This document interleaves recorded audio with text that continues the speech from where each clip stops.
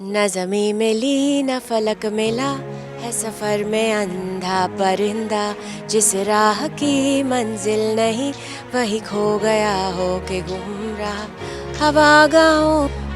And ये लड़कियां CRPF camps में जो है वो 8 घंटे भी नहीं, कभी कभी एक दिन से ज़्यादा भी, और उनके कपड़े गीले हो जाते हैं। आप सोचो रेनी सीज़न में, या वो नदी पार कर रहे हैं तो वो पर चेंज नहीं कर सकते, और उनके बैक पे वो बैकपैक कैरी कर रहे हैं। यहाँ पे गन्स का जो एम्यूनेशन है और बुलेट्स वो सब यहाँ है। ये जो आरएनडी शब्द आपने बोला, ये आरएनडी मेरे जन्म के साथ साथ ही शुरू हो गया था।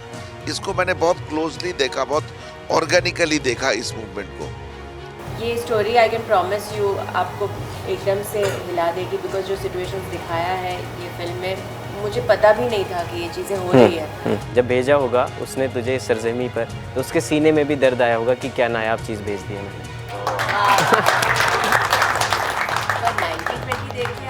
नहीं, तब से जो आपका आ रहा है तब से क्राफ्ट। तो आई थिंक हर लड़की को ये फिल्म ज़रूर देखनी चाहिए। नमस्कार दोस्तों, आप देख रहे हैं इंडिया न्यूज़ और न्यूज़ एक्स। मैं हूं आपके साथ अंकित चंदेल, और आज जो हमारे मेहमान हैं वो काफ़ी ज़्यादा खास हैं। तो उनके लिए दो लाइनें कहना चाहूँगा कि जिसकी कीमत आपको याद रह जाए वो होता है अदाकार, और जिसका क्राफ्ट, जिसका आर्ट फॉर्म आपके दिल में बस जाए वो होता है कलाकार। और ऐसे ही कुछ कलाकार हमारे साथ मौजूद हैं। इनकी एक फ़िल्म आ रही है जिसका नाम है द बस्तर स्टोरी, और बस्तर स्टोरी एक नक्सलवाद के खिलाफ एक फ़िल्म है, और एक काफ़ी ज़्यादा सेंसिटिव टॉपिक है। आज भी भारत में ऐसी घटनाएं हो रही है, लेकिन कोई लोग हैं जो इस पर फिल्म बनाने से डरते हैं, फिल्म मेकर्स हैं जो इस तरह से टॉपिक से बचते हैं। लेकिन फिर भी एक चैलेंजिंग रोल को, एक चैलेंजिंग फिल्म को एक 70 mm की स्क्रीन पे दिखाने के लिए एक स्टार का स्टार एक टीम आ रही है, और फिल्म 15 मार्च को रिलीज़ हो रही है। फिल्म का नाम है द बस्तर स्टोरी, और नक्सलवाद के खिलाफ ये फिल्म है। एक सेंसिटिव टॉपिक को एक बड़े पर्दे पे प्रकाश डालने के लिए फिल्म आ रही है। इस पर बात करने के लिए हमारे साथ मौजूद है उसकी खास स्टार कास्ट। बहुत बहुत सर स्वागत है आपका हमारे गली मोहल्ले में।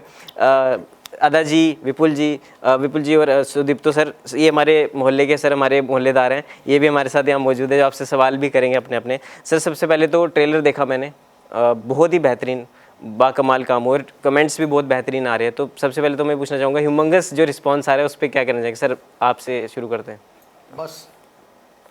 बस्तर द नक्सल स्टोरी जो फिल्म हम 15 मार्च को रिलीज हो रही है, उसका ट्रेलर बनाते वक्त एक ही ख्याल था कि जैसे केरल स्टोरी के वक्त लोगों को वो सीधा जाके दिल को छुआ था, और उनको समझ में आया था कि ये विषय जो है वो कितना गंभीर है और हमारे देश के लिए कितना ज़रूरी है। यही ख्याल को रख के हमने इस ट्रेलर को बनाया है कि लोगों को इस विषय की गंभीरता का पता चले, हमारे देश में कितनी बड़ी एक साजिश हो रही है इस देश को तोड़ने की, उसका उनको एक अंदाज़ा आ सके। और लोग जो हैं वो आज की तारीख में, मैं ऐसा मानता हूँ कि जो ऑडियंस है वो कुछ नया चाहती है, कुछ ऐसा देखना चाहती है जो उनके दिलो दिमाग को झंझोड़े। तो वैसा एक ट्रेलर बनाने की कोशिश की, और जिस तरीके का रिस्पांस आया उससे हमें बहुत खुशी हुई कि हमारी जो पहला कम्युनिकेशन जो था वो कहीं ना कहीं लोगों के साथ कनेक्ट कर रहा है। तो अब हमारी उम्मीद है कि लोग इस फिल्म को देखेंगे, और देखने के बाद उनको बहुत कुछ ऐसा देखने मिलेगा जो उनको अंदर से झंझोड़ेगा। तो ये हमारी हमने फिल्म ऐसे बनाने की कोशिश की है, तो उम्मीद है कि हम उसमें कामयाब होंगे। जी, अदा जी, अब टू यू, आप थोड़ा सा शेयर करें कैसा एक्सपीरियंस था। एक स्टोरी के बाद अब दूसरी स्टोरी आप लेके आ रहे हैं। हालांकि ओटीटी में आपकी एक फिल्म भी है सनफ्लावर 2, उसके लिए भी बहुत बधाई, काफ़ी अच्छा रिस्पांस मिल रहा है। तो किस तरह आप, जब स्क्रिप्ट आपके पास आई, कैसा, सबसे पहले तो कैसा आपके पास एक कहता है इंप्रेशन कैसा आया पहला, और कब आपको क्यों लगा कि फिल्म करनी चाहिए? पहली बात तो आई थिंक केरला स्टोरी से जो रिस्पांस मिला ऑडियंस से, आई नो कि ऑडियंस को देखनी है ऐसी स्टोरीज जो सच छुपाया जा रहा है, हम लोग सामने लेके आ रहे हैं और लोगों को पसंद आ रही है वो। तो आई थिंक बहुत इंपॉर्टेंट है एज एन एक्टर, अगर आप थोड़ा कंट्रीब्यूट कर सकते हो देश के लिए तो आपको ज़रूर करना चाहिए, और ये मौका मिला मुझे केरला स्टोरी के साथ और बस्तर के साथ भी। तो मुझे बहुत खुशी हुई जुड़ने की। एंड ये story I can promise you आपको एकदम से हिला देगी, बिकॉज जो सिचुएशंस दिखाया है ये फिल्म में, मुझे पता भी नहीं था कि ये चीज़ें हो रही है बस्तर में। हम लोग सोचते बस्तर में कुछ भी, लाइक हम लोग दिल्ली या बॉम्बे में या कोई शहर में रह रहे हैं तो जहाँ वो हो रहा है it's not touching me, but it's like a disease. I think वो स्प्रेड होता जा रहा है। एंड फाइनली वो पहुंच जाएगा शहरों में, ऑलरेडी पहुंच चुका है. So I think it's a very ज़रूरी film for people to watch. जी. एंड इसलिए मैं जुड़ी. नहीं, आप ऐसा करते रहिए, हम तो यही चाहते हैं. सुदीप तो sir, captain of the ship sir, बहुत बहुत एक तो बिग फैन दिल से आपके क्राफ्ट का सर, बहुत अच्छा. Thank और you. इससे पहले सर आप राइटिंग भी करते थे, राइटर भी रहे हैं, इससे पहले आप लिखते भी रहते हैं. तो सर इसका R&D बहुत इंपॉर्टेंट था करना, क्योंकि बिना उसके रिसर्च के इसको करना, और एक बहुत बड़ा टॉपिक है, बहुत सेंसिटिव टॉपिक है जिस तरह मैंने बताया. तो सर आपने खुद भी वहाँ जाके इस चीज़ को चेक किया ऑन ग्राउंड. तो सर कैसा सफ़र था, कैसा, कितना कुछ मुश्किलें आई, चैलेंजेस क्या थे? ये जो फिल्म है बस्तर द नक्सल स्टोरी, ये एक ऐसा आइडियोलॉजी की आउटकम है जो आइडियोलॉजी हमारी देश की नहीं है. वो विदेश से लाया गया एक आइडियोलॉजी को एक प्रयोगशाला बनाया गया था हमारी देश को. और ये 1967 में शुरू हुई थी.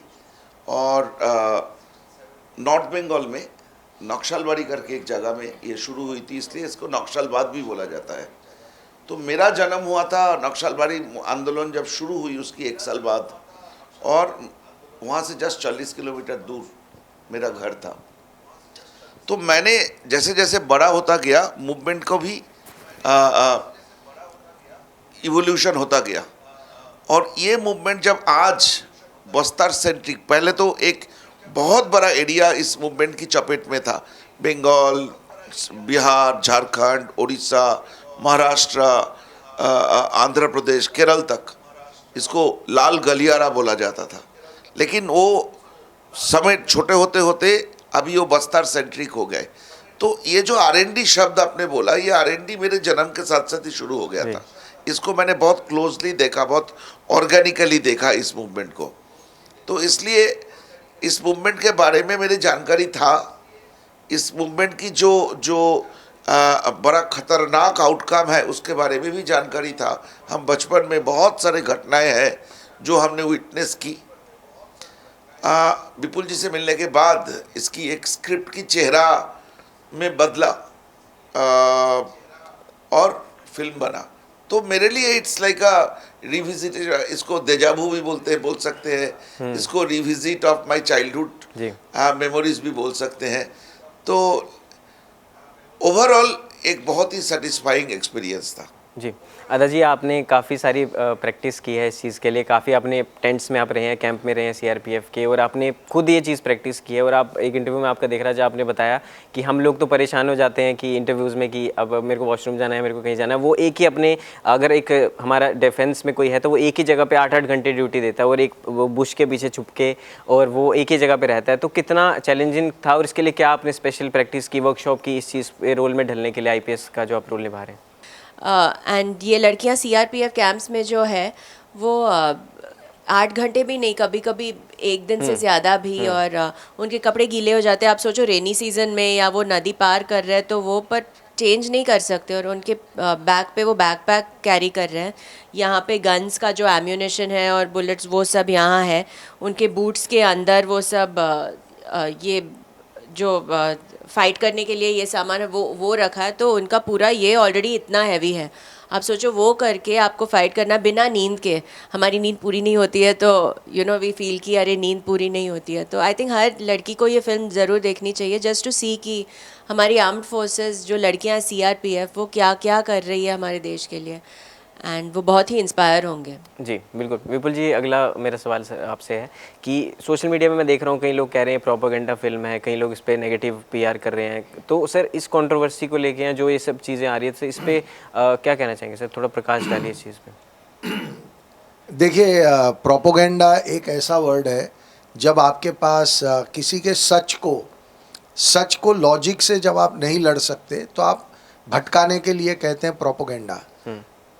इस फिल्म के रिसर्च के दौरान मैंने देखा, हम आप सबको शायद पता होगा कि 76 जवानों को वहाँ शहीद किया गया था, और उसका एक बहुत ही विभत्स सेलिब्रेशन JNU में हुआ. ये तो सबको पता है. लेकिन मैंने रिसर्च में देखा कि एक 4 महीने के बच्चे को आयरन रॉड से सर पे मार के मार दिया.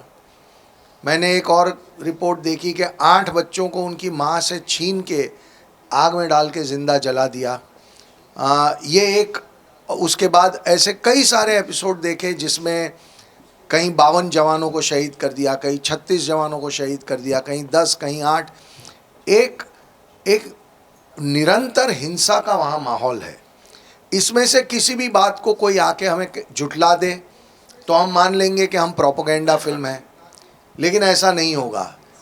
इसका एक दूसरा पहलू ये है कि वहाँ पे दांतेवाड़ा में या बस्तर के पूरे बस्तर में कहीं आप सड़क नहीं बना सकते। सड़क बनाएंगे तो नक्सली आके गोली मार देंगे, स्कूल बनाएंगे तो बम से उड़ा देंगे, हॉस्पिटल नहीं बनने देंगे। तो ये एक उनका यहाँ शहरों में बैठे हुए जो इंटेलेक्चुअल लेफ्ट लिबरल्स हैं वो कोशिश करते हैं कि ऐसा नैरेटिव बिल्ड करने की कि नक्सलवादी जो हैं ये गरीबों के लिए वहाँ हैं, गरीबों की लड़ाई लड़ रहे हैं, सरकारी अत्याचार के खिलाफ वो गरीबों के सपोर्ट में लड़ रहे हैं। तो ये कौन सा विकास है जहाँ आप सड़कें नहीं बनने देना चाहते, स्कूल नहीं बनने देना चाहते? बच्चे जब स्कूलों में पढ़ेंगे नहीं तो उनकी ज़िंदगी क्या होगी? तो ये सारा एक फेक नैरेटिव गढ़ा जाता है। इसमें से किसी भी बात पे वो तथ्यों पे आके हमको झूठा साबित कर दे जी। तो हम मान लेंगे कि हमने एक प्रोपेगेंडा फिल्म बनाई है।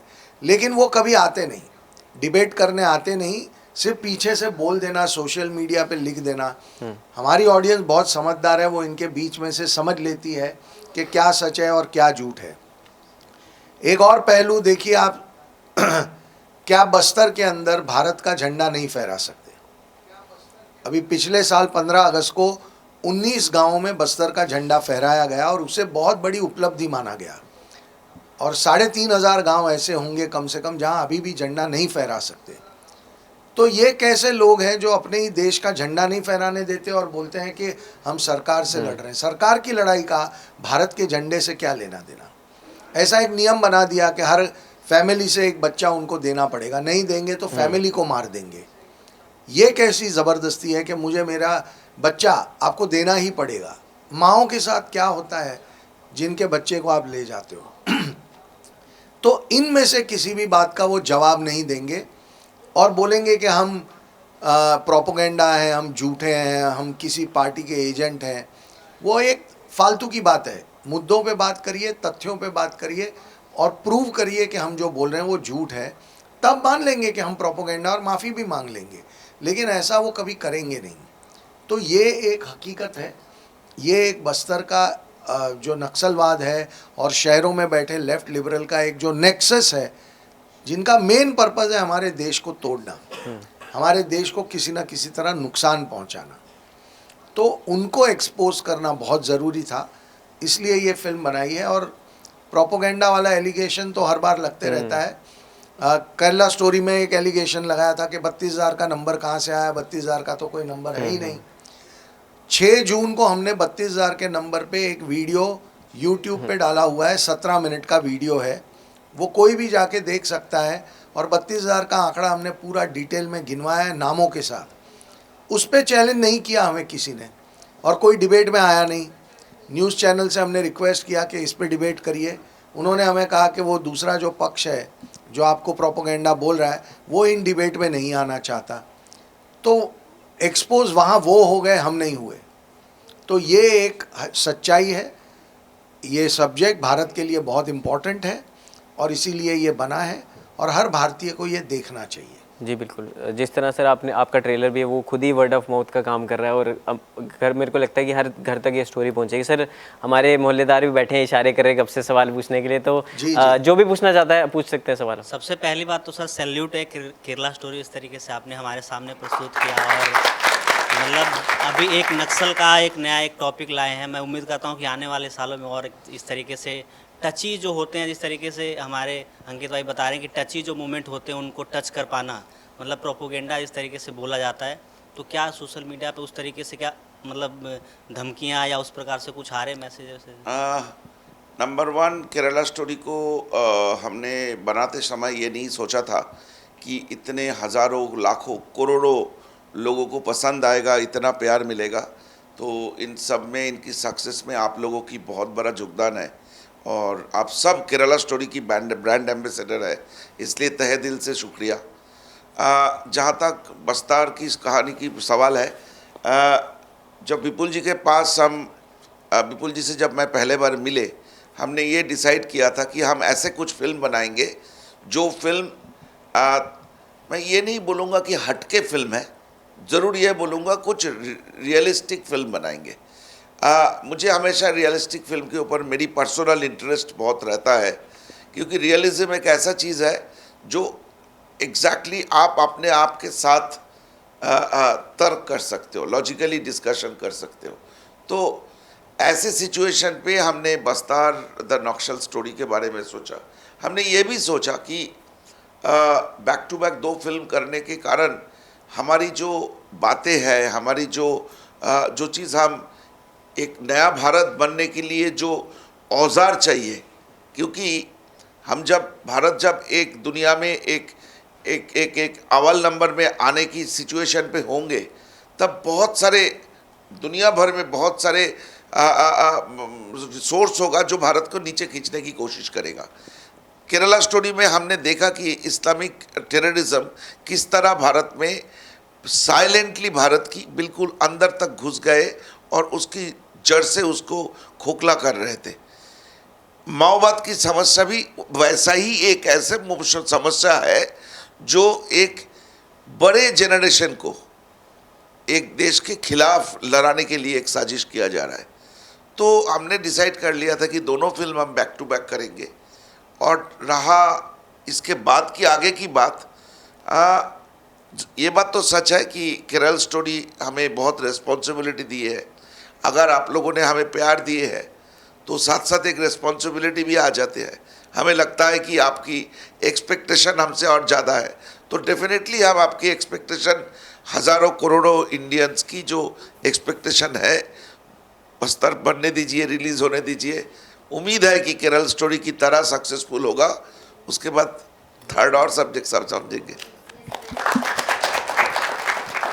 मैम, मेरा आपसे अगला सवाल है कि जैसे आपने बताया कि जो हमारे सीआरपीएफ में जो लेडीज़ हैं वो इतना ज़्यादा वेट लेके 8 घंटे 12 घंटे खड़ी रहती हैं, तो जब आप इस रोल के लिए प्रिपरेशंस कर रहे थे और आप कैरेक्टर में थे, तो आपको उस कैरेक्टर को एब्जॉर्ब करने में, उस कैरेक्टर को जीने में अपनी रियल लाइफ में किस तरह की परेशानियाँ या फिर किस तरह की चीज़ें आपने की कि आप रियल लाइफ में उस चीज़ को एक्सेप्ट कर सके कि मैं ये प्ले करने वाली हूँ? पहले तो मैंने अपने आप को कन्विंस किया कि परेशानी नहीं है, एन्जॉय करके करना है, बिकॉज़ मुझे मौका मिल रहा है कि मैं भी ये कहानी का हिस्सा बनूं। ये कहानी में एक्चुअली आप देखोगे बहुत सारी स्ट्रॉन्ग महिलाएं हैं बस्तर में। जो स्टोरी है, एक नक्सली एक ट्राइबल औरत है जो वहाँ पे उनके हस्बैंड को टुकड़ों में काट दिया जाता है क्योंकि वो भारत का झंडा हॉइस्ट करते हैं एक स्कूल में। उसके लिए उनको टुकड़ों में काटा जाता है और वो ट्राइबल औरत उनके बॉडी के पीसेस लेके वो ले रही है अपने घर पे और उनके बच्चों के सामने ये सब किया है। तो आई थिंक आप ऐसी स्टोरीज जब सुनते हो तो एनीवे वो स्ट्रेंथ आपके अंदर आ जाती है, एक जो नॉर्मल स्ट्रेंथ से ज़्यादा वो स्ट्रेंथ है जो आप, अगर आप रियल लाइफ में मुझे कहो कि इतने हैवी गन्स आप पकड़ के चलो, 6, 7, 8 किलो के गन्स है, आइड से कि my God I don't know if I be able to do it. पर जब फिल्म में शूट कर रहे थे ये सब स्टोरीज़ आप सुनते हो तो आप और स्ट्रॉन्ग बन जाते हो, मे बी वो है। एंड मैंने हाँ थोड़ा वेट पुट ऑन किया और वो मेकअप और एक्सटर्नली हम लोग ने ये किया ताकि मैं कन्विंसिंग लगूँ उसमें। I should look powerful and जैसे वॉर को जो लीड करते हैं कन्विंसिंग लगे। तो आई होप आप सबको लगेगा जब आप फिल्म देखोगे, बिकॉज आई थिंक असली रिव्यूज़ तो आप लोगों से ही आते हैं। तो मैं रुकी हूँ एंड आई होप मेन चीज़ है कि कन्विंसिंग और रियल लगना चाहिए। बाकी जो कहानी है it's a story that I think everybody should really watch, because आपको जैसे केरला स्टोरी में आप देखने के बाद आप लोग बाहर आके लोग कह रहे थे कि ये एक्चुअली हो रहा है, आई डिडंट इवन नो। तो वो भी होगा इसमें डेफिनेटली, और भी चीज़ें हैं इसमें। जैसे मैम, मेरा सवाल है कि आप इस फिल्म को करने के बाद हम लड़कियों, हम महिलाओं को आप क्या संदेश देना चाहेंगी? वो संदेश एक्चुअली फिल्म में है। जैसे कि अगर हमें कोई डिफ़िकल्ट मतलब कोई सिचुएशंस आता है तो हम कैसे हैंडल कर सके? आपने काफ़ी हैंडल किए होंगे इस फिल्म को बनाते वक्त। आई थिंक लड़कियां, महिलाएं बहुत ही स्ट्रॉन्ग है। लाइक आई सेड, आपका मन अगर स्ट्रॉन्ग करो ना तो आप वो माइंड आपकी बॉडी को ही लीड कर देगा एंड आपकी बॉडी कुछ भी कर सकती है। लाइक मैं वो सीआरपीएफ लड़कियों से मिली थी और एक लड़की थी जो 7 मंथ्स प्रेग्नेंट थी, पर वो अपने ड्यूटी से इतना उनको लगाव था कि उनको बाहर नहीं निकलना था। उन्होंने किसी को बताया नहीं 7th मंथ तक। फिर कोई नदी उनको पार करना था और उनको शूलेस बांधना था। So she was unable to, and that's when she told means उनको फाइंड आउट हुआ कि वो प्रेग्नेंट थी। आई मीन आप सोचो 7 मंथ्स की प्रेगनेंसी में जो ये सब चीज़ें हैं, पहाड़ों को के ऊपर जाके नीचे उतरना, और वहाँ का जो टेरेन है वो ऐसा है, आप चलोगे तो ही ऐसे लगता है, जो हम लोग हील्स में नॉर्मल चलते हैं वो भी इजी है, जो वो टेरेन है उनका आपके पैर में कभी भी मोच आ सकता है, पर वो इतनी ब्रेव है। तो आई थिंक बहुत ही इंस्पिरेशनल फील होगा, और वो सेंस ऑफ पेट्रियाटिज़म आप में आ जाएगा, और आई थिंक वो देश के लिए जब पेट्रियाटिज़म आता है तो यू फील कि मैं कुछ भी कर सकती हूँ। जी अदा जी, और सर विपुल सर, सुदुप्ति सर, मेरे को एक क्वेश्चन क्या रिक्वेस्ट है आपसे कि सर, एक तो जिस तरह से आई ओपनर फिल्म्स तो आप बना ही रहे हो, तो सर कोई लव स्टोरी या इस तरह का जॉनर भी सर आप थोड़ा सा एक्सप्लोर करना चाहोगे सर? सबसे पहले हम आर्टिस्ट है, तो एक आर्टिस्ट की पहचान ये होता है कि हर किस्म का काम करे, हर किस्म की जॉनर को टच करे। तो डेफिनेटली कोशिश करेंगे करने के लिए, लेकिन जैसे मैंने अभी थोड़ी देर पहले बोल रहे थे कि केरला स्टोरी में जो प्यार मोहब्बत मिला, या बस्तर में जो अभी तक की शुरुआती वो क्या बोलते हैं उजान है, वो बहुत ऑप्टिमिस्टिक होने के कारण है। तो ये सारे काम करने के बाद थोड़ा सा रिस्पॉन्सिबल तो फील करते हैं, तो लव स्टोरी भी करेंगे तो कुछ उद्देश्य के साथ करेंगे, कुछ बातें करने के लिए करेंगे। जी विपुल जी, आप क्या कहना चाहेंगे इसमें? मैं तो कमर्शियल फिल्मों से जुड़ा हुआ हूँ, मैंने बहुत सारी कमर्शियल फिल्में बनाई भी हैं, और मेरी कमर्शियल फिल्मों में भी एक पेट्रियाटिक एंगल रहता है, चाहे वो कमांडो हो या हॉलीडे हो या नमस्ते लंदन हो। एक रोमांटिक फिल्म में भी मैंने एक पेट्रियाटिक एंगल डाल के वो फिल्म बनाई थी। तो हर तरह की फिल्में मैं बनाता हूँ, बनाई हैं, आगे भी बनाऊँगा। इसके बाद बस्तर के बाद एक बैंक रॉबरी के ऊपर एक और फिल्म बना रहा हूँ। मेरी पहली फिल्म आँखें एक बैंक रॉबरी पे फिल्म आधारित थी। 3 अंधे उसमें एक बैंक रॉबरी करते हैं। ये एक बिल्कुल अलग विषय है आँखें से, पर एक बहुत ही यूनिक बैंक रॉबरी का सब्जेक्ट है जो मैं बनाऊँगा। उसका अभी एक टेंटेटिव टाइटल रखा है हिसाब। तो लेकिन हिसाब भी बनाएंगे और ऐसे विषय भी आगे बनाएंगे, तो दोनों तरीके की फिल्में आगे बनाते हैं। मतलब बकेट लिस्ट में काफ़ी कुछ है जो आने वाला है इस साल। कोशिश तो करनी चाहिए, जैसे दादा ने कहा कि आर्टिस्ट हैं, और आर्टिस्ट का ये पहला काम होता है कि वो हर तरीके का काम करे। तो ज़रूर कोशिश करूँगा मैं भी आगे भी कि हर तरीके की फिल्म बनाऊँ। जी सर, लास्ट 2 क्वेश्चंस आप सभी से। अदा मैम, आपके पास मैं आना चाहूँगा। पहले तो केरला स्टोरी से पहले भी 1920 से हम आपको देख रहे हैं, तो कमांडो में आपका बहुत बेहतरीन काम रहा। नहीं, 1920 फिल्म 104 साल 1920 फिल्म, तो I have a huge crush on you. तो मैं एक शायरी आपके लिए बोलना चाहूँगा, बोल सकता हूँ? हाँ प्लीज़। खुदा ने तुझे कितनी फुर्सत से बनाया होगा, खुदा ने तुझे कितनी फुर्सत से बनाया होगा, जब भेजा होगा उसने तुझे इस सरजमी पर, जब भेजा होगा उसने तुझे इस सरजमी पर, तो उसके सीने में भी दर्द आया होगा कि क्या नायाब चीज़ भेज दी है मैंने। वाह वाह वाह। पर 1920 देख के आपने ये शायरी सोची? नहीं, हाँ, तब से भूत वाला आई थॉट। जो आपका आ रहा है तब से craft. Thank you so much, that's very sweet, thank you. बिल्कुल। तो अभी एक सवाल मेरा आपसे कि केरला स्टोरी में बहुत बेहतरीन काम था आपका, और मैंने वो घर में अपनी फैमिली के साथ देखी थी फिल्म, और बहुत उनको भी बहुत अच्छा लगा था। तो एक मम्मी ने बोला कि मिलियो एकदम मेरा इनको बोलियो कि बहुत अच्छी एक्ट्रेस हैं, और अब आप गाना भी बहुत अच्छा गाती हैं। थैंक यू मम्मी, अगर आप देख रहे हो ये। तो बहुत अच्छा गाना भी आप गाती हैं, तो 2 लाइनें हमारे ऑडियंस के लिए, उसके बिना नहीं जान दूंगा आपको। कौन गाना कौन सुनना चाहता है? देख लो। हमारा गाना ये फिल्म से रिलीज हाँ, हो रहा है हाँ। कल, बट नॉट वो गाना नहीं। हाँ that's what, but I am just saying कि आप लोग रेडी रहो। एक बहुत अच्छा गाना आ रहा है, मेरा फेवरेट है बस्तर से, वो 2 दिन में रिलीज हो रहा है। अब मेरा भी है। आपका फेवरेट है वो? अब हो जाएगा ना, आपने बोला मेरा। हाँ, तो आपका भी रिंगटोन सबका होना चाहिए जिसका भी जी, बिल्कुल। फेवरेट है। तो व्हाट इज दैट? हाँ। न ज़मीं मिली न फलक मिला, है सफ़र में अंधा परिंदा, जिस राह की मंजिल नहीं वही खो गया हो के गुम रहा, हवा गाहों की अब भी ढूंढ रही, बेबस आँखें ये धुंधली होती रही, न दुआ मिली न मिला खुदा, हुआ कैद पागल परिंदा हो। क्या बात है जी। मैम मेरा क्वेश्चन आपसे है कि इससे पहले आपने केरल स्टोरी में किया था, अब आप बसल स्टोरी में कर रही हैं, तो व्हाट रियली मोटिवेट्स यू कि आप इतने रियलिस्टिक कैरेक्टर्स प्ले करें अपनी स्टोरी में? बहुत सारी चीज़ें हैं, बट ऑल्सो ऑडियंस का है, बिकॉज ऑडियंस से जो रिस्पॉन्स मुझे केरला स्टोरी से मिला, आई फेल्ट कि ऐसी रियलिस्टिक फिल्म्स करनी चाहिए। अभी देखते हैं बस्तर से क्या रिस्पॉन्स मिलता है, बिकॉज फाइनली हम ऑडियंस के लिए फिल्म्स बना रहे हैं, तो आप लोगों को अच्छी लग रही है, आप अच्छा रिस्पॉन्ड कर रहे हो, तो मुझे लगता है हाँ उस टाइप की मूवीज़ करनी चाहिए। अगर सही सब्जेक्ट मिले, लाइक हॉरर में भी लोगों ने अच्छा रिस्पॉन्ड किया, but I didn't get a subject जो मुझे लगा वो 1920 से भी ये है। पर जब बस्तर आई थॉट वो केरला स्टोरी से भी और डरावना है और सच्ची कहानियों के बारे में है और ख़तरनाक है। बाहर आई है। हाँ, तो अब देखते हैं बस्तर को, आप लोग क्या रिज़ल्ट आप लोगों के हाथ में है। अगर अच्छी लगे तो और भी ऐसी कहानियाँ करेंगे।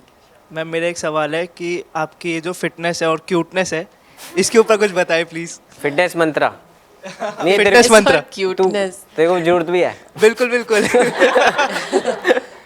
फिटनेस, मैं शाकाहारी हूँ, मैं दूसरे जानवरों को नहीं खाती हूँ। आई फील वो मेरा नंबर 1 क्यूटनेस और फिटनेस का वही है। तो आप भी बनिए और फिट बनिए, क्यूट बनिए। जी अदा जी, एक लास्ट एक और सवाल आपसे। अभी विमेंस इंटरनेशनल विमेंस डे था और मैं आपसे बस ये सवाल पूछना चाहती हूँ कि अभी मेल और फीमेल में जो इक्वालिटी की बात होती है सोसाइटी में, क्या बॉलीवुड में भी ऐसी चीज़ें हैं? क्या वुमेन इस सब में चीज़ में अभी स्ट्रगल कर रही हैं मेल एक्टर्स के बराबरी, ऐसा कुछ है क्या? आई थिंक बॉलीवुड सोसाइटी सब एक ही है, हम लोग सब इंसान हैं। अगर आप कॉर्पोरेट फील्ड में हो या बॉलीवुड या मूवीज़ में हो या बैक स्टेज हो या आई गेस इवन आप नासा में साइंटिस्ट हो, तो जो भी सोसाइटी में चल रहा है वो सेम है, सबके लिए सेम है। I can assure you. तो जो आप चैलेंजेस फेस कर रही हो, मैं एग्जैक्टली सेम चैलेंजेस फेस कर रही हूँ। एंड वो I think like I said exactly like you, जहाँ पे आप अपना बेसिक चैलेंज आप बोल दो, बिकॉज फाइनली हम लोग लड़कियाँ ही हैं, चाहे यहाँ हो वहाँ हो, तो एग्जैक्टली सेम है। I assure you if we discuss कि क्या चैलेंजेस आप फेस कर रही हैं ना, हमारा लिस्ट एग्जैक्टली सेम टैली होगा। टॉयलेट, हाँ, जंगल में भी मुश्किल था, स्टूडियो में भी एग्जैक्टली हमारे सब बेसिक ही ये है ना, लाइक लू is the first thing, right? Same हम लोग टैली करेंगे, सेम होगा वुमेन और मेन का। बिल्कुल बिल्कुल सर। अदा जी लास्ट में जी, अदा जी लास्ट में अपने एक फैंस के लिए मैसेज और फिल्म के लिए एक मैसेज दे दीजिए अपने फैंस को, अपील जो आप करना चाहते हैं। ये camera is on to you.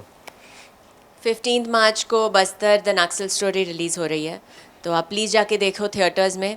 जितना आप देखोगे ऐसी फिल्मों को हम लोग और बना सकते हैं, ऐसी फिल्म्स। तो आई होप आप लोगों को अच्छी लगे एंड देख के रिव्यू करिए, बिकॉज हम लोग रुके हैं आपके रिव्यूज़ के लिए।